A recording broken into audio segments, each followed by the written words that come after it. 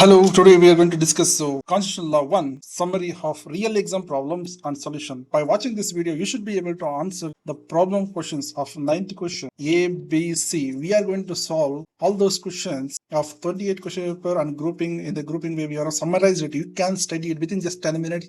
You can score, just to elaborate, you can score easily 10 marks out of 20. Just watch this video just for 10 minutes. I'm going to explain it very fast, okay? Let us start now.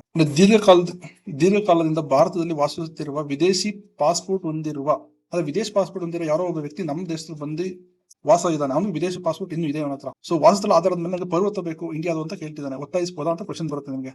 ಅದಕ್ಕೆ ಏನ್ ಅಂತ ಬರೀಬೇಕು, 5 ವರ್ಷದ ಇದ್ ಮಾತ್ರಕ್ಕೆ ಅದು ಆಗಲ್ಲ. So ಶಾಶ್ವತವಾಗಿ ಇರೋ ಮನಸ್ಸಿರ್ಬೇಕು, ಒಂದು ಉದ್ದೇಶದಿಂದ ಇರಬೇಕು. ಮತ್ತೆ ಬೇರೆ ದೇಶದ ಪಾಸ್ಪೋರ್ಟ್ ಇಟ್ಕೊಂಡು ನಮ್ಮ ದೇಶದ ಪೌರತ್ವ ಕೊಡಿದ್ರೆ ಕೇಳೋದಕ್ಕಾಗಲ್ಲ. ಮತ್ತೆ ಪೌರತ್ವ ಕೊಡೋದು ಬಿಡೋದು ಸರ್ಕಾರಕ್ಕೆ ಬಿಟ್ಟಿದ್ದು. ಸೊ ಆರ್ಟಿಕಲ್ 5 ಏನಿರುತ್ತೆ, ಯಾವ ತರ ಪೌರತ್ವ, ಸಂವಿಧಾನದ ಆರಂಭದಲ್ಲಿ ಪೌರತ್ವ ಕೊಟ್ಟಿದ್ದಾರೆ, ಮತ್ತೆ ಅದ್ರ ಬಗ್ಗೆ ಇರುತ್ತೆ. ಆರ್ಟಿಕಲ್ 11 ಏನಿರುತ್ತೆ, ಪೌರತ್ವದ ಬಗ್ಗೆ ಕಾನೂನು ಮಾಡುವ ಅಧಿಕಾರ ಸಂಸತ್ಗಿದೆ, ಅವರು ಡಿಸೈಡ್ ಮಾಡಬಹುದು. ಸೊ ಈ ಆರ್ಟಿಕಲ್ ನಂಬರ್ 5, 11 ಇದನ್ನ ಬರೋದ್ರಲ್ಲಿ ನಿಮ್ಗೆ ಸ್ವಲ್ಪ ಮಾರ್ಕ್ಸ್ ಸಿಗುತ್ತೆ. ಎಷ್ಟು ಕೊಡೋದು ಬಿಡುದು ಗೌರ್ಮೆಂಟ್ ಬಿಟ್ಟಿದ್ದು, ಪೌರತ್ವ ಬೇರೆ ದೇಶ ಪೌರ ಇಟ್ಕೊಂಡು ಪಾಸ್ಪೋರ್ಟ್ ಇಟ್ಕೊಂಡು ನಮ್ಮ ದೇಶದ ಕೇಳಬಾರ್ದು, ಕೊಡಿ ಅಂತ ಗೌರ್ಮೆಂಟ್ ಕೇಳಕ್ಕಾಗಲ್ಲ. ಮತ್ತೆ 5 ವರ್ಷ ಇದ್ರೆ ಆಗಲ್ಲ, ಪರ್ಮನೆಂಟ್ ಆಗಿ ಇಲ್ಲೇ ಇರ್ತೀನಿ ಅನ್ನೋ ಮನ್ಸಿರ್ಬೇಕು, ಇಂಟರ್ನ್ಯಾಷನಲ್ ಇಟ್ಕೊಂಡಿರ್ಬೇಕು, ಅವಾಗ ಮಾತ್ರ ಕೊಡ್ಬೋದು. ಅದು ಸರ್ಕಾರ, central government they can make the rules regarding that.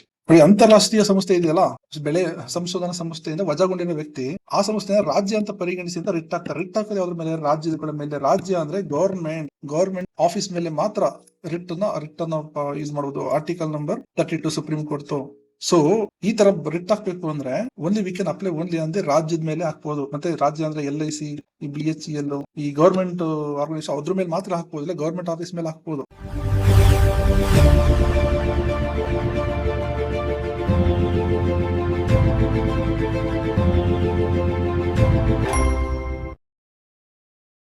ಅದ್ ಬಿಟ್ಟು ಅಂತಾರಾಷ್ಟ್ರೀಯಕ್ಕೆಲ್ಲ ಅದು ರಾಜ್ಯ ಅಂತ ಅನ್ಸ್ಕೊಳ್ಳಲ್ಲ. ಅಂತಾರಾಷ್ಟ್ರೀಯ ಸಂಸ್ಥೆಗಳು ಸರ್ಕಾರ ಹಿಡಿದಲ್ಲಿ ಇರೋದಿಲ್ಲ, ಹಾಗಾಗಿ ರೇಟ್ ಬರೋದಿಲ್ಲ. ಅಷ್ಟೇ ಆನ್ಸರ್. ಇಷ್ಟು ಓದ್ಕೊಂಡ್ರೆ ಒಂದು ರೇಂಜ್ಗೆ you can clear the exam. ಹೇಳಿದ್ನಲ್ಲ, ರಾಜ್ಯದ ವ್ಯಾಖ್ಯಾನ 12 ಇದನ್ನ ಬರೀಬೇಕು ನೀವು. ಮತ್ತೆ ಇದು ಪರಿಹಾರ ತಗೋಬಹುದು. ಇದು ಬರೀಬೇಕಾಗುತ್ತೆ 12 ನಿಮಿಷ ಇಂಪಾರ್ಟೆಂಟ್, ಯಾವ್ದು ರಾಜ್ಯ ಅಂತಾರೆ ಅಂತ. ನೆಕ್ಸ್ಟ್ ಆರ್ಟಿಕಲ್ 12 ರಾಜ್ಯದ ವ್ಯಾಖ್ಯಾನ ಸಮಾನತೆ ಬಗ್ಗೆ. ಇಂಜಿನಿಯರಿಂಗ್ ಕಾಲೇಜ್ ಪ್ರವೇಶ ಪರೀಕ್ಷೆಗಿಂತ ಮೌಖಿಕ ಪರೀಕ್ಷೆಗೆ ಜಾಸ್ತಿ ಅಂಕ ಕೊಟ್ಟಿದ್ರು. ಇದು ಸಮಾನತೆ ಉಲ್ಲಂಘನೆ ಆಗುತ್ತಾ ಅಂತ. ಲಿಖಿತ ಪರೀಕ್ಷೆಗಿಂತ ಕೇವಲ 2-3 ನಿಮಿಷ ಮೌಖಿಕ ಪರೀಕ್ಷೆಗೆ ಜಾಸ್ತಿ ಅಂಕ ಕೊಡೋದು ತಪ್ಪು. ಇದು ಬೇಕಾದವರು ಸೀಟ್ ಮಾಡೋ ನಾಟಕ ಆಗೋಗ್ಬಿಡುತ್ತೆ, ಸಮಾನತೆಗೆ ವಿರುದ್ಧವಾಗೈತೆ. ಸರ್ಕಾರದ ಅಂಗವಾಗಿರೋ ಕಾಲೇಜುಗಳು ಈ ತರ ಮಾಡಂಗಿಲ್ಲ ಅಂತ ಹೇಳ್ಬೇಕು. ಇದು ಆರ್ಟಿಕಲ್ ನಂಬರ್ 12 ಪ್ರಕಾರ ಇದು ರಾಜ್ಯದ ವ್ಯಾಖ್ಯಾನ ಹೇಳ್ಬೇಕು. ನೆಕ್ಸ್ಟ್ ಸಮಾನತೆ ವಿರುದ್ಧವಾಗುತ್ತೆ, ಈ ತರ ಮಾಡಂಗಿಲ್ಲ ಅಂತ ಹೇಳ್ಬೇಕು. ನೋಡಿ, ಇಂಟರ್ವ್ಯೂಗೆ ಜಾಸ್ತಿ ಮಾರ್ಕ್ಸ್ ಕೊಡಬಾರ್ದು, ಅಂಕಗಳಿಗೆ ಜಾಸ್ತಿ ಮಾರ್ಕ್ಸ್ ಕೊಡ್ಬೇಕು. 2-3 ನಿಮಿಷ ಡಿಸೈಡ್ ಮಾಡೋದಕ್ಕಾಗಲ್ಲ. ಸೊ ಇದು ಆರ್ಟಿಕಲ್ ನಂಬರ್ 14 ರಿಲೇಟೆಡ್ ಒಂದು ಕ್ವಶನ್ ಬರುತ್ತೆ. ಯುವಕರಿಗೆ ಉದ್ಯೋಗ ನೀಡಲು ಸರ್ಕಾರಿ ನೌಕರರ ವಯಸ್ಸನ್ನ 60ರಿಂದ 58ಕ್ಕೆ ಇಳಿಸ್ಬಿಟ್ರು, ನಿವೃತ್ತಿ ವಯಸ್ಸನ್ನ. ಇದು ಸಮಾನತೆಯ ಉಲ್ಲಂಘನೆ ಆಗ್ತದ ಅಂತ ಕ್ವಶನ್ ಬರುತ್ತೆ. ಸೊ ಇಲ್ಲಿ ಒಬ್ರಿಗ ಮಾಡಿ ಇನ್ನೊಬ್ರಿಗೂ ಮಾಡದೇ ಇರೋದು ತಪ್ಪು, ಎಲ್ರಿಗೂ ಮಾಡ್ತಿದ್ದಾರೆ. ಸೊ ಇದು ತಾರತಮ್ಯ ಆಗಲ್ಲ. ಸೊ ಈ ಆರ್ಟಿಕಲ್ ಅಲ್ಲಿ ಅವ್ರಿಗೆ ರಕ್ಷಣೆ ಸಿಗೋದಿಲ್ಲ. ಓದಿದ ಮಕ್ಕಳು ಯುವಕರಿಗೆ ಕೆಲಸ ಇಲ್ಲಿ ಅಂತ ಇಳಿಸಬಹುದು. ಇದು ಒಳ್ಳೆ ಇದಕ್ಕೋಸ್ಕರ ಮಾಡ್ತಿರೋದು, ಎಲ್ರಿಗೂ ಅಪ್ಲೈ ಆಗ್ತಿದೆ. ಸೊ ಇದ್ರಲ್ಲಿ ತಪ್ಪಿಲ್ಲ. ಸೊ ಐಷಾರಾಮಿ ಓಟುಗಳಿಗೆ ಆಹಾರ ಊಟ ತಿನ್ನಕ್ ಹೋಗ್ತಾರ, ಅವ್ರಿಗೆ ಮಾತ್ರ ತೆರಿಗೆ ಹಾಕಿದ್ದಾರೆ, ಸಾಧಾರಣ ಓಟುಗಳಿಗೆ ತೆರಿಗೆ ಹಾಕಿಲ್ಲ. ಸೊ ಇದು ಸರಿನಾ? ಸೊ ಆರ್ಟಿಕಲ್ 14 ಅಲ್ಲಿ ನೀವು ಕೇಳಬಹುದು, whether you can ask under Article 14 you are differentiating between the rich big hotel and small hotels. So it is article ಅಲ್ಲಿ ದೊಡ್ಡ ಹೋಟೆಲ್ಗೆ ಹೋಗೋರಲ್ಲ ಶ್ರೀಮಂತರಾಗಿರ್ತಾರೆ, ಸಣ್ಣ ಹೋಟೆಲ್ ಬಡವರಾಗಿರ್ತಾರೆ. ಸೊ ದೊಡ್ಡ ಹೋಟೆಲ್ಗೆ ಎಕ್ಸ್ಟ್ರಾ ಟ್ಯಾಕ್ಸ್ ಹಾಕಿದ್ರೆ ಏನ್ ಪ್ರಾಬ್ಲಮ್, ತಪ್ಪೇನಿಲ್ಲ. ಅದು ದುಡ್ಡಿರುವ ಮೇಲೆ ಜಾಸ್ತಿ ತೆರಿಗೆ ಹಾಕಿ ಬಡವರಿಗೆ ವಿನಾಯಿತಿ ಕೊಡೋದು ಸರ್ಕಾರಕ್ಕೆ ಹಕ್ಕಿದೆ. ಇದು ಆರ್ಥಿಕ ಸ್ಥಿತಿ ನೋಡಿ ಮಾಡಿರೋ ನ್ಯಾಯವಾದ ತೀರ್ಮಾನ. ಸೊ ಇದನ್ನು ಮಾಡಬಹುದು ಅಂತಾನು ಸಂವಿಧಾನದಲ್ಲಿ ಹೇಳುತ್ತೆ. ಸೊ ಸಾರ್ವಜನಿಕ ಹಿತಾಸಕ್ತಿಯಿಂದ ಸರ್ಕಾರಿ ನೌಕರರಿಗೆ ಕಡ್ಡಾಯ ನಿವೃತ್ತಿ ನೀಡುವುದು ಸಮಾನತೆಯ ಉಲ್ಲಂಘನೆಯೇ ಅಂತ ಕ್ವಶನ್ ಬರುತ್ತೆ. ಸೊ ಸಾರ್ವಜನಿಕ ಹಿತಾಸಕ್ತಿಗೋಸ್ಕರ ಸರ್ಕಾರಿ ನೌಕರಿಗೆ ಎಲ್ಲ ರಿಟೈರ್ಡ್ ಆಗ್ಬಿಡಿ ಅಂತ ಹೇಳ್ತಾರೆ. ಅದು ಸರಿನಾ? ಉಲ್ಲಂಘನೆ ಆಗುತ್ತಾ? ದಕ್ಷತೆ ಇಲ್ಲ ಅನ್ನೋದ್ರ, ಅವನು ಸರಿಯಾಗಿ ಕೆಲಸ ಮಾಡ್ತಿಲ್ಲ ಅಂತ ಅವನ ಮನೆ ಕಳಿಸ್ತಾರೆ. ಇದು ಶಿಕ್ಷೆ ಅಲ್ಲ, ಅದು ಆಕ್ಚುಲಿ ಆಡಳಿತನ ಸರಿಪಡಿಸೋದು ಅಷ್ಟೇ. ಸೊ ಇದರಲ್ಲಿ ನೌಕರರಿಗೆ ಪೆನ್ಷನ್ಗೆ ಏನು ಹಾನಿ ಆಗೋದಿಲ್ಲ. ಸೊ ಇವರು ಮಾಡ್ತಿರೋದೇನು ತಪ್ಪಿಲ್ಲ ಅಂತ ಹೇಳ್ತಾರೆ. ಸೊ ಯಾವ ರೈಟ್ ಲೈಕ್. ಸೊ ಇದು ಭ್ರಷ್ಟಾಚಾರ ತನಿಖೆ ಅಧಿಕಾರಿ ಇದೆಯಲ್ಲ, CBI, ಇವರು ಈ ಜಂಟಿ ಕಾರ್ಯದರ್ಶಿ ಏನಿರ್ತಾರಲ್ಲ ಅಂತವ್ರನ್ನೆಲ್ಲ ಇವರು ವಿಚಾರಣೆ ಮಾಡಂಗಿಲ್ಲ ಅಂತ ಕಾನೂನು ತಗೊಳ್ತಾರೆ. ಅದು ತಪ್ಪು ತಾನೆ. ಅದು ಇದು ಭ್ರಷ್ಟಾಚಾರದಿಂದ ಪ್ರೊಟೆಕ್ಟ್ ಮಾಡಕ್ ಹೋಗ್ತಿದ್ದಾರೆ. ಸೊ ಇದು ಸಮಾನತೆ ಅಲ್ಲ, ಇದು ಅವ್ರಿಗೆ ಪ್ರೊಟೆಕ್ಷನ್ ಕೊಡ್ತಿದ್ದಾರೆ. ಇದು ಕಾನೂನು ಮುಂದೆ ಎಲ್ಲರೂ ಸಮಾನರು ಅನ್ನೋದನ್ನ ವಿರುದ್ಧವಾಗಿದೆ. ಸೊ ಇದು ರಾಂಗ್ ಅಂತ ಬರೀಬೇಕು. ಸೊ ಆರ್ಟಿಕಲ್ 14 ಬರುತ್ತೆ. ನೆಕ್ಸ್ಟ್ ಆರ್ಟಿಕಲ್ 40 ಮತ್ತೆ ಅತಿ ಉದ್ಯಮಕ್ಕೆ ಮೊದಲು ಭರವಸೆ ಕೊಟ್ಟಿರ್ತಾರೆ, ನಿಮಗೆ ತೆರಿಗೆ ಇರಲ್ಲ ಅಂತ. ಸಡನ್ ಆಗಿ ಮತ್ತೆ ನೋಟಿಸ್ ಕೊಡ್ತಾರೆ, ತೆರಿಗೆ ಪೇ ಮಾಡಿ ಅಂತ. ಇದು ಸರಿನಾ? ಸರ್ಕಾರ ಒಂದ್ಸಲ ಮಾತು ಕೊಟ್ಟು ಬಂಡವಾಳ ಹಾಕ್ಬಿಟ್ಟಿರ್ತಾನೆ, ಅದು ಸರ್ಕಾರದ ಮಾತು ಕೇಳಿ. ಈಗ ಸಡನ್ ಆಗಿ ಅವರು ಕಟ್ಟಿ ಅಂತ ಹೇಳಿದ್ರೆ ಇದು ಮೋಸ ಮಾಡ್ದಂಗ ಆಗುತ್ತೆ. ಸೊ ಆತರ ಮಾಡಂಗಿಲ್ಲ ಅವರು. ಎಷ್ಟೋ ಪಿಲ್ ತತ್ವ ಅಪ್ಲೈ ಆಗುತ್ತೆ. ಕಾನೂನು ಮುಂದೆ ಎಲ್ಲ ಸಮಾನತೆ. ಇದೆಯಲ್ಲ ಸೀಟು ಚಿತ್ರಮಂದಿರ ಇದೆಯಲ್ಲ, ಅದ್ರ ಮೇಲ್ಗಡೆ ಅದು ಸೈಜ್ ಮೇಲ್ಗಡೆ ಬೇರೆ ಬೇರೆ ದರನ ಫಿಕ್ಸ್ ಮಾಡ್ತಾರೆ, ತೆರಿಗೆ ದರನ ಫಿಕ್ಸ್ ಮಾಡ್ತಾರೆ. ಇದು ಸರಿನಾ? ತೆರಿಗೆ ಮಾಡ್ಬೋದು, ಏಕೆಂದ್ರೆ ದೊಡ್ಡ ದೊಡ್ಡ ಸಿಟಿಯಲ್ಲಿ ತುಂಬಾ ಜಾಸ್ತಿ ಸಂಪಾದನೆ ಇರುತ್ತೆ, ಚಿಕ್ಕ ಚಿಕ್ಕ ಸಿಟಿಯಲ್ಲಿ ತುಂಬಾ ಕಡಿಮೆ ಸಂಪಾದನೆ ಇರುತ್ತೆ. ದೊಡ್ಡ ಸಿಟಿಲಿ ಇರೋ ದೊಡ್ಡ ಟ್ಯಾಕ್ಸ್ಗಳಿಗೆ ಸೀಟ್ಗಳು ಅದರ ಮೇಲೆ ಟ್ಯಾಕ್ಸ್ ಹಾಕೋದು ಸರಿ ಇದೆ ಅಂತ ಬರೀಬೇಕು. ಅದು ಆರ್ಟಿಕಲ್ 14 ಅಂತ ಹಾಕಬೇಕು. ತುಂಬಾ ಇದೆ ಆರ್ಟಿಕಲ್ 14 ಅಲ್ಲಿ. ಅವ್ಯವಹಾರದಿಂದ ಒಂದು ಬಟ್ಟೆ ಕಂಪನಿ ಮುಚ್ಚೋ ಸ್ಟೇಜ್ ಇರುತ್ತೆ, ಅದನ್ನ ಸರ್ಕಾರ ವಶಪಡಿಸ್ಕೊಳ್ತದೆ. ಸಮಾನತೆ ಉಲ್ಲಂಘನೆ ಆಗುತ್ತಾ ಅಂತ ಇದನ್ನ ನಾವು ಕೇಳಿದ್ದಾರೆ. ಸೊ ಇಲ್ಲಿ ಏನ್ ಅಂತಂದ್ರೆ ಒಂದು ಕಂಪನಿ ಮುಚ್ಚೋದ್ರೆ ತುಂಬಾ ಜನರಿಗೆ ಲಾಸ್ ಆಗೋಗ್ಬಿಡುತ್ತೆ. ಸೊ ಆ ಒಂದೇ ಕಂಪನಿಗೋಸ್ಕರ ಪ್ರತ್ಯೇಕ ಕಾನೂನು ಮಾಡಿ ವಶಕ್ಕೆ ತಗೋಬಹುದು. ಸೊ ಇದ್ರಲ್ಲಿ ಏನು ತಪ್ಪಿಲ್ಲ. ಸೊ ಆರ್ಟಿಕಲ್ 14 ಏನು ಉಲ್ಲಂಘನೆ ಆಗಲಿ, ಸರಿ ಅಂತ ಬರಬೇಕು. ಅದು ಸಾರ್ವಜನಿಕ ಒಳ್ಳೇದಕ್ಕೆ ಮಾಡಬಹುದು, ಏನ್ ತಪ್ಪಿರಲ್ಲ. ನೋಡಿ, ಆರ್ಥಿಕವಾಗಿ ದುಡ್ಡಿಲ್ಲ ಅಂತ ಗವರ್ಮೆಂಟ್ ಕೇವಲ ಸರ್ಕಾರಿ ಕಾನೂನು ಕಾಲೇಜ್ಗಳಿಗೆ ಮಾತ್ರ ಅನುದಾನ ನೀಡಲ್ಲ ಅಂತ ಹೇಳುತ್ತೆ. ಇದು ಸಂವಿಧಾನ ಪ್ರಕಾರ ಸರಿನಾ? ಸೊ ದುಡ್ಡಿಲ್ಲ ಅನ್ನೋದಕ್ಕೋಸ್ಕರ ಈ ತರ ಮಾಡೋದಕ್ಕಾಗಲ್ಲ. ಎಲ್ಲರೂ ಸ್ಟೂಡೆಂಟ್ಸ್ ಇರ್ತಾರೆ, ಎಲ್ಲಾ ಡಿಗ್ರಿ ಕಾಲೇಜ್ ಕೊಟ್ಟು ಕೇವಲ ಲಾ ಡಿಗ್ರಿ ಕಾಲೇಜ್ ಮಾತ್ರ ದುಡ್ಡು ಕೊಡಲ್ಲ ಅನ್ನೋದು ತಾರತಮ್ಯ ಆಗುತ್ತೆ. ಸೊ ಜೀವಿಸುವ ಹಕ್ಕು ಆರ್ಟಿಕಲ್ 24 ಉಲ್ಲಂಘನೆ ಆಗುತ್ತೆ, ಆರ್ಟಿಕಲ್ 14 ಕೂಡ ಉಲ್ಲಂಘನೆ ಆಗುತ್ತೆ. ಇದು ತಾರತಮ್ಯ ಮಾಡ್ತಿದ್ದಾರೆ. ಬರೀ ಲಾ ಕಾಲೇಜ್ ಮಾತ್ರ ಕೊಡಲ್ಲ ಅನುದಾನ ಅಂದ್ರೆ ಇದು ರಾಂಗ್ ಆಗೋಗ್ಬಿಡುತ್ತೆ. ವಕೀಲರು ಬೇಕಲ್ವಾ ಎಲ್ರಿಗೂ? So that is the answer, your right. ಇದು ಅನುಕಂಪದ ಆಧಾರದ ಮೇಲೆ ಕೆಲಸಕ್ಕೆ ಸೇರಿದವರಲ್ಲಿ ಹಿರಿಯರನ್ನ ಕಡೆಗಣಿಸಿ ಕಿರಿಯರಿಗೆ ಬಡ್ತಿ ಕೊಡ್ತಾರೆ. ಇದು ಸಮಾನತೆ ಉಲ್ಲಂಘನೆ ಆಗುತ್ತಾ? ಸೊ ಏನ್ ಬರೀಬೇಕು ಅಂದ್ರೆ ಇಲ್ಲಿ ಸಮಾನತೆ ಉಲ್ಲಂಘನೆ ಆಗುತ್ತೆ ಅಂತ ಬರೀಬೇಕು. ಸಾರ್ವಜನಿಕ ಉದ್ಯೋಗದಲ್ಲಿ ಸಮಾನ ಅವಕಾಶ ಆರ್ಟಿಕಲ್ 16, ಆರ್ಟಿಕಲ್ 14 ಕಾನೂನು ಎಲ್ಲರೂ ಸಮಾನತೆ, ಓದು ಮತ್ತೆ ಅರ್ಹತೆ ಒಂದೇ ಇದ್ದಾಗ ಸರ್ವಿಸ್ ನಲ್ಲಿ ಯಾರು ಮಧ್ಯ ಬಂದ್ರೆ ಅವರಿಗೆ ಕೂಡ ಬಡ್ತಿ ಕೊಡಬೇಕು ಅಂತ ಹೇಳುತ್ತೆ. ನೆಕ್ಸ್ಟ್, ಮುಸ್ಲಿಂ ವೈಯಕ್ತಿಕ ಕಾನೂನಿನ ತ್ರಿವಳಿ ತಲಾಕ್ ಬಹುಪತ್ನಿ ಪದ್ಧತಿ ಲಿಂಗ ತಾರತಮ್ಯ ಮಾಡುತ್ತವೆ ಎಂಬ ಒಂದು ಪ್ರಶ್ನೆ ಬಂತು. ಸೊ ಇದು ಲಿಂಗ ತಾರತಮ್ಯ ಮಾಡುತ್ತೆ ಅಂತ ಇದು ತಪ್ಪು ಅಂತ ಹೇಳ್ತು. ತಾರತಮ್ಯ ನಿಷೇಧ ಅಂತ ನಾವು ಎಕ್ಸಾಮ್ ಬರೀಬೇಕು. ಎಲ್ಲರಿಗೂ ಸಮಾನರು, ಇಬ್ಬರಿಗೂ ಸಮಾನತೆ ಇದೆ, ಎಲ್ರಿಗೂ ಜೀವಿಸೋ ಹಕ್ಕಿದೆ, ಕೇವಲ ಲಿಂಗದ ಆಧಾರದ ಮೇಲೆ ತಾರತಮ್ಯ ಮಾಡಬಾರ್ದು. ತ್ರಿವಳಿ ತಲಾಕ್ ಇದೆ, ಅದು ಸಂವಿಧಾನಕ್ಕೆ ವಿರುದ್ಧ ಅಂತ ಬರಿಬೇಕು. ಇದಕ್ಕೆಲ್ಲ ಕೇಸ್ ಇದೆ, ನಿಮ್ಗೆ ಟೈಮ್ ಇಲ್ಲ ಇಷ್ಟು ಬರೋದು ಸಾಕು. ನೋಡಿ, ಕರ್ನಾಟಕದ ವಿದೇಶಿ ನಿವಾಸಿ ಎಲ್ಲ ಅವನು ಬೇರೆ ಕಡೆಯವರು, ಅವ್ರಿಗೆ ನಾವು ಕರ್ನಾಟಕದ ಏನ್ ಮಾಡ್ತೀವಿ, ಜಾಸ್ತಿ ಕ್ಯಾಪಿಟಲ್ ಶುಲ್ಕನ ಹಾಕ್ತಿವಿ. ಸೊ ಇದು ತಾರತಮ್ಯ ಆಗುತ್ತಾ ಅಂತ ಕ್ವಶನ್. ಏನಕ್ಕೆ? ನಮ್ಮ ಸ್ಟೇಟ್ ಅಲ್ಲ ಟ್ಯಾಕ್ಸ್ ಕಟ್ಟಿ ನಮ್ಮ ಸ್ಟೇಟ್ ನ ಇಂಪ್ರೂವ್ ಮಾಡಿದ್ವಿ, ಕರೆಕ್ಟ್ ಅಲ್ವಾ? ನಮ್ಮ ಸ್ಟೇಟ್ ಅಲ್ಲಿ ರೈಲ್ವೆ ಅದು ಫೆಸಿಲಿಟಿ ಕಾಲೇಜ್ ಎಲ್ಲ ಕಟ್ಸಿದ್ವಿ. ಇಲ್ಲಿ ಬೇರೆಯವ್ರು ಯಾರು ಬಂದ್ಬಿಟ್ಟು ಎಜುಕೇಶನ್ ಅಲ್ಲಿ ನಾನು ಗೌರ್ಮೆಂಟ್ ರೇಟ್ ಅಲ್ಲಿ ಗೌರ್ಮೆಂಟ್ ಕೊಟ್ಟಿರೋ ಫೆಸಿಲಿಟಿ ಎಲ್ಲ ಯೂಸ್ ಮಾಡ್ಕೊಂಡು ಬಂದ್ರೆ ಇವೆಲ್ಲ ನಾವು ದುಡ್ಡು ಕೊಟ್ಟು ಮಾಡಿರೋದಲ್ವಾ? ಸೊ ಅವ್ರಿಗೆ ಬೇರೆ ಹೊರಗಡೆ ಬಂದವ್ರಿಗೆ ಜಾಸ್ತಿ ಫೀಸ್ ಕಳೋದು ಸರಿ ಇದೆ. ಸೊ ಇದು ತಾರತಮ್ಯ ಅಲ್ಲ ಅಂತ ಬರೀಬೇಕು. ಸೊ ಹುಟ್ಟಿದವರೆಗೂ ವಾಸ ಮಾಡೋರ್ಗು ತುಂಬಾ ಡಿಫ್ರೆನ್ಸ್ ಬರುತ್ತೆ. ಸೊ ಇದು ತಾರತಮ್ಯ ಏನ್ ಬರಲ್ಲ ಇದು ಅಂತ ಬರೀಬೇಕು.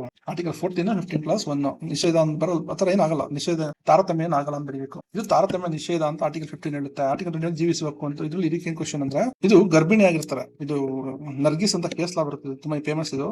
ನರ್ಗಿಸ್ ಹೇಳುತ್ತೆ, ಏರ್ ಇಂಡಿಯಾದಲ್ಲಿ ಕೆಲಸ ಮಾಡಿರ್ತಾರೆ, ಅವರು ಗರ್ಭಿಣಿ ಅಂತ ಹೇಳಿ ಅವರ ಕೆಲಸ ತೆಗೆದಾಕ್ಬಿಡ್ತಾರೆ. ಇದು ಲೇಡೀಸ್ ಆಗ್ಲಿ ಜೆಂಟ್ಸ್ ಆಗ್ಲಿ, ಅವ್ರು ಲೇಡೀಸ್ ಆದ ಕಾರಣದಿಂದ ಇದು ಗರ್ಭಿಣಿ ಅಂತ ತೆಗೆಯೋದು ಅಸಮಾನತೆ ಆಗ್ಬಿಡುತ್ತೆ. ಸೊ ಇದು ಅಸಮಾನತೆ ಆಗ್ಬಿಡುತ್ತೆ, ಇದು ತಪ್ಪೋದು ಮಾಡೋದು. ಅವ್ರ ಗರ್ಭಿಣಿಯಾಗಿರೋ ರಜಾ ಕೊಟ್ಟು ವೇತನ ಕೊಟ್ಟು ಕಳಿಸ್ಬೇಕು ಅಂತ ಹೇಳುತ್ತೆ ಕಾನೂನು. ವ್ಯಕ್ತಿಯ ವಿವರಣೆ ಕೇಳದೆ ಏಕಾಏಕಿ ಪಾಸ್ಪೋರ್ಟ್ ರದ್ದು ಮಾಡುವುದು ಸಂವಿಧಾನದ ಉಲ್ಲಂಘನೆನಾ?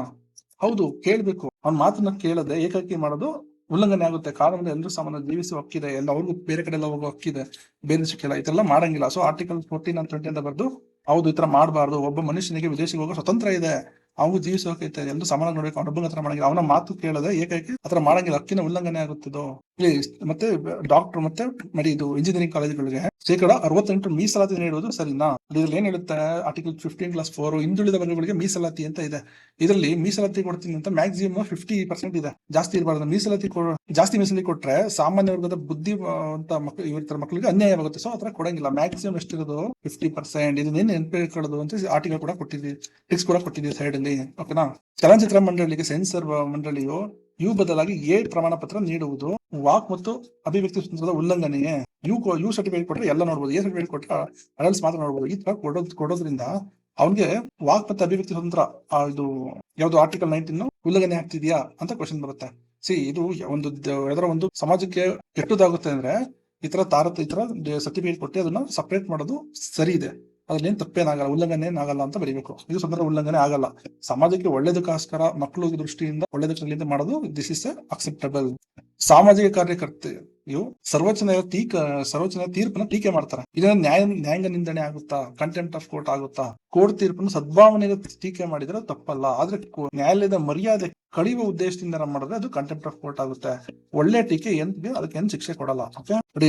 ಆಲ್ರೆಡಿ ಡಾಕ್ಟರ್ ಆಗಿರ್ತಾರೆ, ಡಾಕ್ಟರ್ ಇದು ವಕೀಲನಾಗಿ ನೋಂದಣಿ ಮಾಡಲ್ಲ ಅಂತ ಹೇಳ್ತಾರೆ. ಇದು ಅನ್ನೊಂದು ವೃತ್ತಿ ಮಾಡಕ್ಕೆ ಉಲ್ಲಂಘನೆ ಆಗುತ್ತಾ ಅಂತ ಕ್ವಶನ್ ಇದು. ಸೊ ಆರ್ಟಿಕಲ್ 19 ಏನ್ ಹೇಳುತ್ತೆ, ಲಾಯರ್ ಕೆಲಸ ಅನ್ನೋದು ಬಹಳ ಗೌರವದ ಕೆಲಸ, ಅದನ್ನ ಮಾಡ್ತಾ ಜೊತೆಗೆ ಡಾಕ್ಟರ್ ಕೆಲಸನ ಮಾಡ್ತೀನಿ ಅಂತಂದ್ರೆ ಅಂದ್ರೆ ತಪ್ಪಾಗುತ್ತೆ. ಅದು ಬೇರೆ ಕೆಲಸ ಮಾಡಂಗಿಲ್ಲ, ಒಂದೇ ಕಡೆ ಪೂರ್ತಿ ಗಮನ ಕೊಡ್ಬೇಕು. ಹೀಗಾಗಿ 2 ಕೆಲಸ ಮಾಡಂಗಿಲ್ಲ ಅಂತ ಹೇಳುತ್ತೆ. ಅದಕ್ಕೆ ನೀವು ಬಾರ್ ಕೌನ್ಸಿಲ್ ಅಲ್ಲಿ ಕಲಿಸಿ ಕ್ಯಾನ್ಸಲ್ ಮಾಡ್ಕೊಂಡು ವಾಪಸ್ ಹೋಗ್ಬೇಕಾಗುತ್ತೆ. ಎರಡನ್ನೂ ಮಾಡಂಗಿಲ್ಲ ನೀವು. ಆ ಕೆಲಸ ಬಿಟ್ಟು ಫುಲ್ ಅಡ್ವೊಕೇಟ್ ಆಗಬೇಕು, ಇಲ್ಲಾಂದ್ರೆ ಡಾಕ್ಟರ್ ಕೆಲಸ, ಎರಡನ್ನೂ ಮಾಡಂಗಿಲ್ಲ. ಕಾರ್ಮಿಕರ ಸಮಸ್ಯೆಯನ್ನು ನಷ್ಟದಲ್ಲಿರುವ ಕಾರ್ಖಾನೆಯು ಕಾರ್ಮಿಕರನ್ನು ವಜಾಗೊಳಿಸಿದಾಗ ಅವರನ್ನು ಮರು ನೇಮಕ ಮಾಡಲು ಸರ್ಕಾರ ಆದೇಶಿಸುವುದು ವ್ಯಾಪಾರ ಸ್ವತಂತ್ರ. ನಾನು ವ್ಯಾಪಾರ ಮಾಡ್ತಾ ಇದ್ದೀನಪ್ಪ, ನೀನು ತೆಗ್ದವ್ರು ನಂಗೆ ದುಡ್ಡಿಲ್ಲ ಅಂತ ತೆಗ್ದಾಕಿದ್ದೀನಿ, ಮತ್ತೆ ಅವ್ರನ್ನ ಅಟಪಾಯಿಂಟ್ ಮಾಡ್ಕೊಂಡ್ರೆ ನಂಗೆ ವ್ಯಾಪಾರ ಲಾಸ್ ಆಗೋಗ್ಬಿಡಲ್ವಾ? ಇದು ಸರ್ಕಾರ ಹೇಳ್ತಿ ಸರಿ ಇಲ್ಲ ಅಂತ ಕೇಳ್ತಿದ್ದಾರೆ. ಆರ್ಟಿಕಲ್ 19 ಉಲ್ಲಂಘನೆ ಆಗುತ್ತೆ ಅಂತ. ಸೊ ವ್ಯಾಪಾರ ಮಾಡೋ ಸ್ವತಂತ್ರದ ಜೊತೆಗೆ ನಷ್ಟ ಆದಾಗ ಫ್ಯಾಕ್ಟರಿ ಮುಚ್ಚೋ ಸ್ವತಂತ್ರನೂ ಇದೆ. ಸೊ ನಷ್ಟದಲ್ಲಿರೋ ಫ್ಯಾಕ್ಟರಿನ ಬಲವಂತವಾಗಿ ತಗೊಳ್ಳಿ ಅಂತ ಸರ್ಕಾರ ಹೇಳೋದು ತಪ್ಪಾಗುತ್ತೆ. ತಗೊಂಡು ಅವ್ರನ್ನ ದುಡ್ಡು ಕೊಡಿ ಅನ್ನೋದು ತಪ್ಪಾಗುತ್ತೆ ಅಂತ ಬರೀಬೇಕು.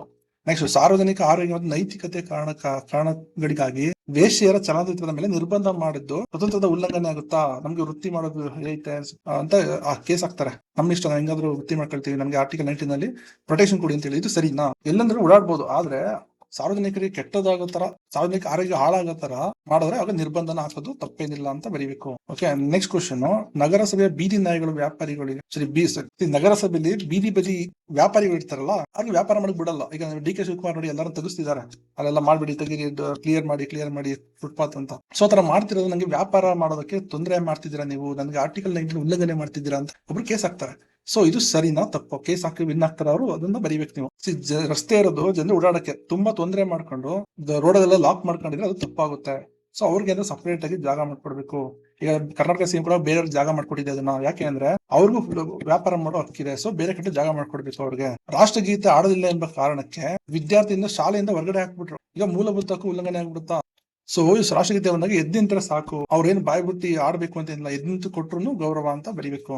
ಸೊ ಲಂಚ ಸ್ವೀಕರಿಸಿದ ಅಧಿಕಾರಿಯನ್ನು ಇಲಾಖಾ ವಿಚಾರಣೆಯ ನಂತರ ವಜಾಗೊಳಿಸಿ ನಂತರ ನ್ಯಾಯಾಲಯವು ಶಿಕ್ಷೆ ನೀಡುವುದು ಹಕ್ಕಿನ ಉಲ್ಲಂಘನೆ ಆಗುತ್ತಾ? ಆಲ್ರೆಡಿ ವಜಾ ಮಾಡಿದ್ದಾರೆ, ಮತ್ತೆ ನ್ಯಾಯಾಲಯದವರೆಗೂ ಶಿಕ್ಷೆ ಕೊಡೋದು ಹಕ್ಕಿನ ಉಲ್ಲಂಘನೆ ಆಗುತ್ತಾ ಅಂತ ಕೇಳಿದ್ದಾರೆ ಕ್ವಶನ್. ಸೊ ಇದು ಡಬಲ್ ಜೀವಪರಡಿ ಆಗಲ್ಲ. ಒಂದ್ ತಪ್ಪಿಗೆ ಒಂದೇ ತರ ಶಿಕ್ಷೆ ಕೊಡ್ಬೇಕು ಅಂತಿದ್ದಿಲ್ಲ, ಇದೇ ಬೇರೆ ಅದೇ ಬೇರೆ. ನೋಡಿ, ಆಫೀಸಿಂದ ಕೆಲಸ ತೆಗೆಯೋದೇ ಬೇರೆ, ಕೋರ್ಟ್ ಶಿಕ್ಷೆ ಕೊಡೋದೇ ಬೇರೆ. ಸೊ ಇದು ಹಕ್ಕಿನ ಉಲ್ಲಂಘನೆ ಏನಾಗಲ್ಲ.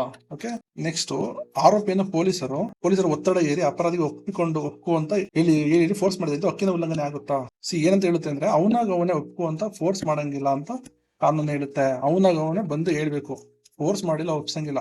ಟಿವಿ ಮೂವಿ ಎಲ್ಲ ನೋಡ್ತಿರ್ಲ, ಒಪ್ಪು ಅಂತೆಲ್ಲ ಮಾತೆಲ್ಲ ಆಕ್ಚುಲಿ ಕೋರ್ಟ್ ನಡೆಯೋದಿಲ್ಲ. ನೀವು ಅವ್ನು ಏನೇ ಬರ್ಸಿದ್ರು, ಅವನ್ನ ಓಪನ್ ಆಗಿ ಕೈಲೆಲ್ಲ ಬರ್ಸಿ ಲೆಟರ್ಲೆಲ್ಲ ಸೈನ್ ಮಾಡಿಸ್ಕೊಂಡ್ರು ಕೂಡ ಹೊರದು ಆ ಕೋರ್ಟ್ ಅಲ್ಲಿ ನಿಲ್ಲೋದಿಲ್ಲ. ಕೋರ್ಟ್ ಅಲ್ಲಿ ಅವನು ಆರಾಮಾಗಿ ಫ್ರೀಯಾಗಿ ಹೇಳ್ಬೋದು ಏನ್ ಬೇಕದನ್ನ. ರಿಯಾಲಿಟಿ ಏನಿದೆ ಕೋರ್ಟ್ ಅಲ್ಲಿ ಪ್ರೂವ್ ಆಗಬೇಕು. ಪಾಸ್ಪೋರ್ಟ್ ಅಧಿಕಾರಿಗಳು ಭಾರತೀಯ ನಾಗರಿಕನಿಗೆ ವಿದೇಶಿ ಪ್ರವಾಸ ಕೈಗೊಳ್ಳೋದು ಪಾಸ್ಪೋರ್ಟ್ ಕೊಡೋದಿಲ್ಲ. ಇದು ವೈಯಕ್ತಿಕ ಸ್ವಾತಂತ್ರ್ಯ ಉಲ್ಲಂಘನೆ ಅಂತ ಆಗುತ್ತೆ ಅಂತ ಬರೀಬೇಕು. ಆರೋಗ್ಯಕ್ಕೂ ಅಧಿಕಾರಿಯೊಬ್ರು ಕಾನೂನು ಸುವ್ಯವಸ್ಥೆ ನೆಪವೇ ಹೇಳ್ಬಿಟ್ಟು ಯಾರೋ ಒಬ್ಬನ ಹೆಸರನ್ನ ಸಮೀಕ್ಷಾ ದಾಖಲೆ ಪುಸ್ತಕದಲ್ಲಿ ಬರೀತಾರೆ. ಕಣ್ಗಾವಲು ನೀಡಲು ಏಕಾಂತದಲ್ಲಿ ಇರಕ್ಕಾಗ್ತಿಲ್ಲ, ಅವ್ನು ಕಣ್ಗಾವಲಲ್ಲೇ ಇರಬೇಕು ಅಂತ ಬರೀತಾರೆ ಬುಕ್ಸ್ ಅಲ್ಲಿ. ಸೊ ಈ ತರ ಬರ್ದಿರಿಂದ ಅವ್ನ ಹಕ್ಕು ಉಲ್ಲಂಘನೆ ಆಗುತ್ತಾ? ಜೀವಿಸುವ ಹಕ್ಕು ಮತ್ತು ವೈಯಕ್ತಿಕ ಸ್ವಾತಂತ್ರ್ಯದ ಹಕ್ಕು ಉಲ್ಲಂಘನೆ ಆಗುತ್ತಾ ಅಂತ ಕೇಳಿದ್ದಾರೆ. ಪ್ರತಿಯೊಬ್ಬರಿಗೂ ಅವ್ರದ್ದೇ ಆದ ಖಾಸಗಿ ಬದುಕಿರುತ್ತೆ. ಆತರ ಎಲ್ಲ ಅನುಮಾನದ ಮೇಲೆ ಸುಮ್ನೆ ಪೊಲೀಸರು ಏಕಾಏಕಿ ಮನೆಗೆ ಬಂದು ತೊಂದರೆ ಕೊಡೋದು, ಯಾವಾಗಲೂ ಕಣ್ಣು ಹಿಡೋದು ನೆಮ್ಮದಿ ಹಾಳಾಗುತ್ತೆ. ಸೊ ಇದು ಕಾನೂನಿಗೆ ವಿರುದ್ಧವಾಗುತ್ತೆ. ಸೊ ಆರ್ಟಿಕಲ್ 29 ಹಕ್ಕಿನ ಉಲ್ಲಂಘನೆ ಆಗುತ್ತೆ. ಸೊ ಇವ್ರು ಹೇಳ್ತಾರೆ, ಮುನ್ಸಿಪಾಲಿಟಿ ಅವರು ಸಾರಿಗೆ ಸ್ಥಳದಲ್ಲಿ ಇರುತ್ತಲ್ಲ ಗುಡಿಸ್ಲುಗಳನ್ನ ತೆಗಿತಾ ಇರ್ತಾರೆ. ಸೊ ನಮ್ಗೆ ಬದುಕೋ ಹಕ್ಕನ್ನ ನೀವು ಹಾಳು ಮಾಡ್ತಾ ಇದ್ದೀರಾ ಅಂತ ಕ್ವಶನ್ ಬರುತ್ತೆ. ಸೊ ಹಕ್ಕು ಉಲ್ಲಂಘನೆ ಇಲ್ಲೆಲ್ಲ first sem you will be studying only about ಇದರ violation of the your rights. So only you talk about the rights. So ಇಲ್ಲೂ ಕೂಡ ಹಕ್ಕು ಉಲ್ಲಂಘನೆ ಆಗುತ್ತೆ ಅಂತ ಕೇಳಿದ್ದಾರೆ. ಫುಟ್ಪಾತ್ ನಲ್ಲಿ ಜನ ಓಡಾಡೋ ಜಾಗ ಅಲ್ಲೆಲ್ಲ ಅವ್ರು ಆತರ ಎಲ್ಲ ಮಾಡ್ಕೋಬಾರ್ದು. ಸೊ ಅಲ್ಲಿ ಏನ್ ನೋಟಿಸ್ ಕೊಟ್ಟು ಮಾನವೀಯತೆಯಿಂದ ನಡ್ಕೊಳ್ಬೇಕು. ಎಲ್ರಿಗೂ ಬದುಕು ಹಕ್ಕಿದೆ. ಸೊ ಹಾಗಂತ ಅವ್ರಿಗೂ ಸ್ವಲ್ಪ ನೋಟಿಸ್ ಕೊಟ್ಟು ಮಾನವೀಯತೆಯಿಂದ ಅವ್ರನ್ನ ಖಾಲಿ ಮಾಡಿಸ್ಬೇಕು ಅಂತ ಬರೀಬೇಕು. ನೋಡಿ, ಇದು ಇಂಪಾರ್ಟೆಂಟ್ ಕ್ವಶನ್. ವಸತಿ ಪ್ರದೇಶದಲ್ಲಿ ಚರ್ಚಲ್ಲಿ ಪ್ರತಿ ಗಂಟೆ 1 ಗಂಟೆ ಬರೆಸಿರ್ತಾರೆ. ಇದರಿಂದ ಧಾರ್ಮಿಕ ಅವರು ಬಾರಿಸ್ತಾ ಇದ್ದೀರಲ್ಲ, ತೊಂದರೆ ಆಗ್ತಿದೆ ಅಂತ ಕೇಳ್ತಾರೆ. ಇದು ಧಾರ್ಮಿಕ ಹಕ್ಕಿನ ಉಲ್ಲಂಘನೆ ಆಗುತ್ತೆ. ನಮ್ ಧರ್ಮ ನಾವು ಪಾಲಿಸ್ತೀವಿ ಅಂತ ಹೇಳ್ಬೋದಾ? ಎಲ್ರಿಗೂ ಧರ್ಮ ಪಾಲಿಸೋ ಹಕ್ಕಿದೆ, ಆದ್ರೆ ರಾತ್ರಿ ಎಲ್ಲ ನೈಟ್ ಎಲ್ಲ ಪಕ್ಕದ ಮೇಲೆ ಆರೋಗ್ಯ ಕೆಡ್ಸೋತಾರಲ್ಲ ಮಾಡಂಗಿಲ್ಲ. ಧರ್ಮದ ಹೆಸರಲ್ಲಿ ಉಪದ್ರವ ಕೊಡೋದು ತಪ್ಪಾಗುತ್ತೆ. ಆಂಗ್ಲ ಬೋಧನಾ ಮಾಧ್ಯಮ ಶಾಲೆಯಲ್ಲಿ ಕೇವಲ ಭಾಷೆ ಆಧಾರದ ಮೇಲೆ ಪ್ರವೇಶ ನಿರಾಕರಿಸುವ ಸರ್ಕಾರದ ಆದೇಶ ಸರಿನಾ? ಇಂಗ್ಲಿಷ್ ಮಾತಾಡೋರಿಗೆ ಮಾತ್ರ ಕೊಡ್ತೀವಿ ಎಂಟ್ರಿ, ಇಂಗ್ಲಿಷ್ ಮಾತಾಡೋದ್ರಿಗೆ ಕೊಡಲ್ಲ ಸ್ಕೂಲ್ ಜಾನಕ್ಕೆ ಅಂತೆಲ್ಲ ಮಾಡಂಗಿಲ್ಲ. ಅಲ್ಪಸಂಖ್ಯಾತರ ಹಿತಾಸಕ್ತಿಗಳ ರಕ್ಷಣೆ. ಸೊ ಭಾಷೆ ನೋಡಿ ಮಕ್ಕಳನ್ನ ಹೊರಗಡೆ ಇಡುವಾಗಿಲ್ಲ. ಅಲ್ಪಸಂಖ್ಯಾತರ ಅವ್ರದೇ ಸ್ವಂತ ಶಾಲೆ ಮಾಡ್ಕೋಬಹುದು, ಆದ್ರೆ ಭಾಷೆ ನೋಡ್ಬಿಟ್ಟು ಅದ್ರೆಲ್ಲ ಮಾಡಂಗಿಲ್ಲ. ಮ್ಯಾಂಡಮಸ್ ರಿಟ್ ಹಾಕಿ ನೀವು ನೈತಿಕ ವಿಜ್ಞಾನ ಕಡ್ಡಾಯವಾಗಿ ವಿಶ್ವವಾಗಿ ಸೇರಿಸಿ ಅಂತ ಜನರಲ್ ನೀವು ಯಾರಾದ್ರೂ ಹೋಗಿ ಕೇಸ್ ಹಾಕ್ಬೋದಾ, ರಿಟ್ ಹಾಕ್ಬೋದಾ? ಆತರ ಹಾಕಂಗಿಲ್ಲ. ಅದು ಏನಿದ್ರು ಸರ್ಕಾರದ ಕೆಲಸ. ಪಾಠ ಏನ್ ಮಾಡ್ಬೇಕು ಅಂತ ಶಿಕ್ಷಣ ಇಲಾಖೆ ನೋಡುತ್ತೆ. ಉಚ್ಚ ನ್ಯಾಯಾಲಯದಲ್ಲಿ ನ್ಯಾಯಾಧೀಶ ನೇಮಕಾತಿ ವಿಳಂಬ ಆಗ್ತಿದೆ ಅಂತ ಪ್ರಶ್ನೆ ಮಾಡಿ PIL ಸಾರ್ವಜನಿಕ ಹಿತಾಸಕ್ತಿ ಕೇಸ್ ಹಾಕ್ಬೋದಾ? ಸೊ ಇದು ಹಾಕ್ಬೋದು. ಯಾಕೆಂದ್ರೆ ಜನರಿಗೆಲ್ಲ ಪ್ರಾಬ್ಲಮ್ ಆಗ್ತಾ ಇದೆ, ಅವ್ರು ಲೇಟ್ ಆಗಿ ಜಾಯ್ನ್ ಆದ್ರೆ. ಸೊ ಅದನ್ನ ಹಾಕ್ಬೋದು, PIL ಹಾಕ್ಬೋದು, ಸಾರ್ವಜನಿಕ ಹಿತಾಸಕ್ತಿ ಅರ್ಜಿನ ಹಾಕ್ಬೋದು ಅಂತ ಬರೀಬೇಕು. ಮದ್ಯದ ಮಾರಾಟ ನಿಷೇಧ ಮಾಡೋದಕ್ಕೆ ಕಾನೂನು ಮಾಡಿ ಅಂತ ಸರ್ವೋಚ್ಚ ನ್ಯಾಯಾಲಯ ಅಂತ ಹೇಳ್ಬೋದಾ? ಸರ್ವೋಚ್ಚ ನ್ಯಾಯಾಲಯ ಹತ್ರ ಹೇಳ್ಬೋದಾ? ರಸ್ತೆ ಕಾನೂನು ಮಾಡೋದು ಸಂಸತ್ತಿಗೆ ಬಿಟ್ಟಿದ್ದು, ಅದನ್ನೆಲ್ಲ ಕೋರ್ಟ್ ಹತ್ರ ಆರ್ಡರ್ ಮಾಡ್ಕೊಂಡಿದ್ದು ಕಾನೂನು ಮಾಡಿ ಅಂತ ಹೇಳೋದಕ್ಕಾಗಲ್ಲ. ಇದು ನೀವು ಓದ್ತೀರಾ ಸೆಕೆಂಡ್ ಸೆಮ್ ಓದ್ತೀರಾ, ಕಾರ್ಯಾಂಗ, ಶಾಸಕಾಂಗ, ನ್ಯಾಯಾಂಗ ಅಂತ ಇರುತ್ತೆ. ಸೊ ಅವ್ರವ್ರ ಕೆಲಸ ಅವ್ರು ಮಾಡ್ತಾರೆ, ಒಬ್ರಿಗೊಬ್ರು ಆರ್ಡರ್ ಮಾಡಬಾರ್ದು ಅಂತ ಹೇಳ್ತಾರೆ. ಆಸ್ತಿ ಅನ್ನೋದು ಮೂಲಭೂತ ಹಕ್ಕಲ್ಲ. ಸೊ ಆಸ್ತಿ ಭೂಸ್ವಾಧೀನ ಮಾಡ್ತಿದ್ರಿಂದ ರಿಟ್ ಹಾಕೋದಕ್ಕಾಗಲ್ಲ. ಮೂಲಭೂತ ಹಕ್ಕು ಉಲ್ಲಂಘನೆ ಆದ್ರೆ ಮಾತ್ರ ನೀವು ಸುಪ್ರೀಂ ಕೋರ್ಟ್ ಮಟ್ಟ ಹೈಕೋರ್ಟ್ ಅಲ್ಲಿ ರಿಟ್ ಹಾಕ್ಬೋದು. So we have completed Kannada version of all the problems. See, this is the way we provide a summary of the problems to all our students. So we will also provide the long answer to our students. See, these are the long answers. These are the tricks, okay? These are the tricks to remember the sections. See, this is the way we are providing the answer to each problem. See, if all problems we are combining, all similar problems we are combining, and we are explaining the problems. Also, we are providing the exam in final judgment. No, A can't compel the government of India to grant him a citizenship. See, we already discussed, right, in the short note. See, if someone can't force government to give him the citizenship when he's having the another passport from the other country. So justification also, we are like this, you have to explain each and everything we explained nicely. So this is the way we are providing the materials to our students. So this is a question related to the section 7A. Related to Citizenship Act. Then it is the English version. We are talking about English version summary. Summary. Seeking to force the government to grant the citizenship. Article number 5.